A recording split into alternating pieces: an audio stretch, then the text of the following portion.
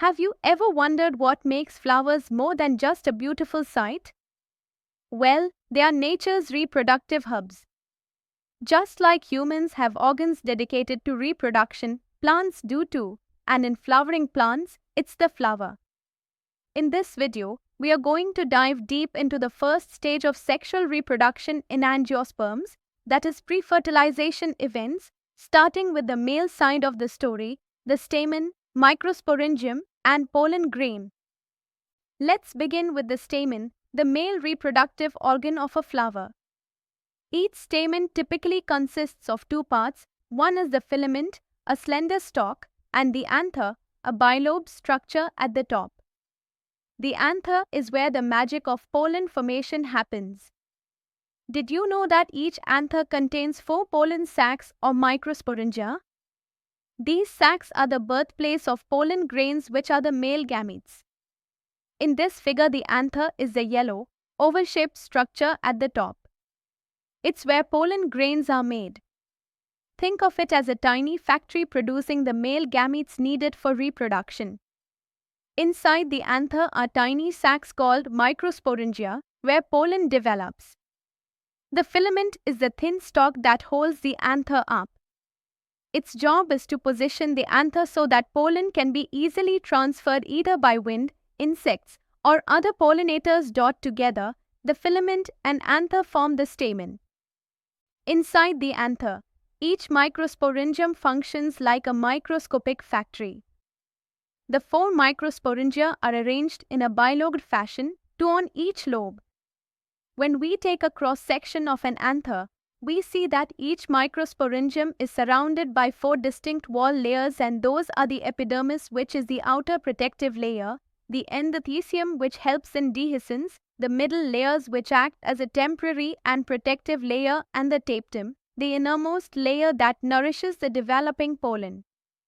Interesting thing to note is that the tapetum is especially fascinating. It has dense cytoplasm and often contains more than one nucleus. Now, let's look inside the microsporangium's center.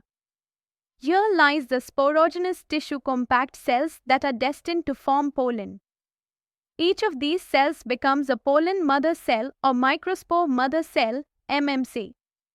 Through the process of meiosis, each microspore mother cell divides to form a group of 4 haploid cells called a microspore tetrad.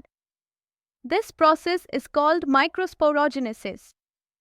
These microspores develop into pollen grains, which contain generative cells and tube cells, playing a crucial role in plant pollination and fertilization.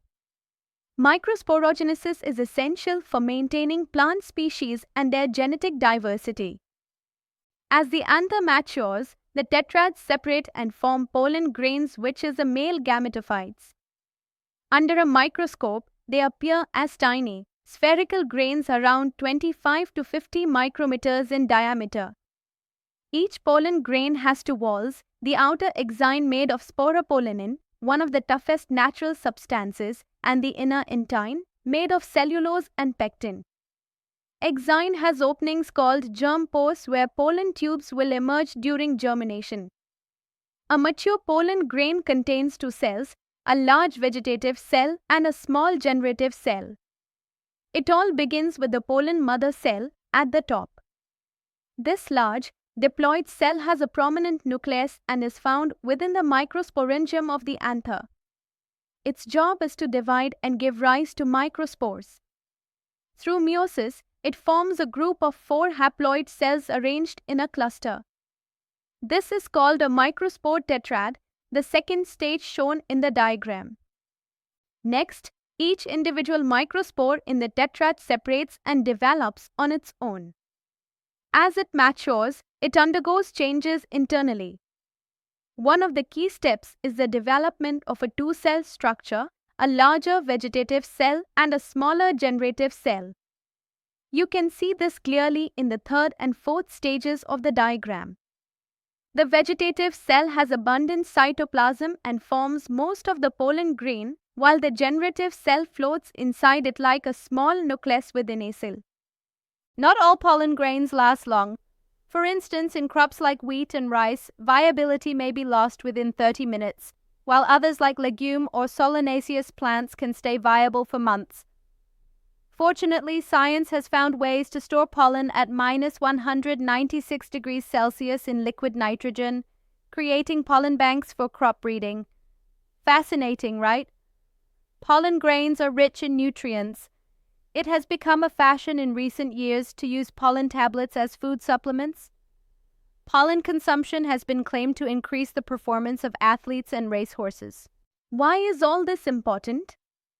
Because pollen grains carry the male genetic material, and successful formation and delivery of these grains is key to the continuation of plant species, genetic diversity, and crop yield in agriculture. Even allergies in humans like Parthenium pollen stem from this biology. So, to summarize what we've learned, stamens contain microsporangia, the tiny sacs where pollen grains begin to form. Through a process called microsporogenesis, these microsporangia give rise to haploid microspores. These microspores then develop into pollen grains, the male gametophytes of the flower, fully equipped to fertilize the female reproductive part. This is how plants prepare for reproduction, starting at the microscopic level with precision and purpose.